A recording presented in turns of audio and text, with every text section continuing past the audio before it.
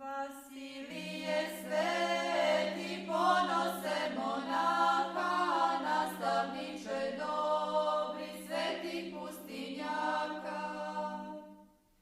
koju tanja zvijezda tvojih nam se javlja, poborniče mudri, svetog pravoslavlja. U pešteri hladnoj usred stjene sive, tvoje mošti zrače duhom vjere žive.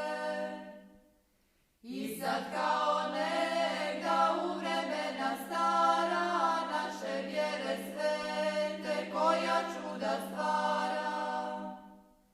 Blagovjerni narod stiže sa svih strana, pod ostroške se krli svakog dana.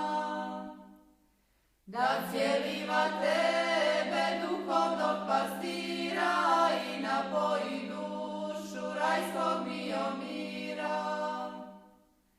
A sve sile strepe od imena tvoga, lome se o stijene tvrdoga ostroga. Mračnom sobom dišu mržnje neizmjerne, da nam smute vjeru, da uplaše vjerne. Suzama si vjere grio hladne stijene, opastiru dobri crkve namučene.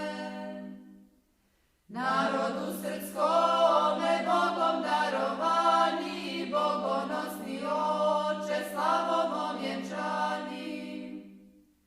Na životnoj stazi vjere i nadanja, našijeg uspona i naših padanja.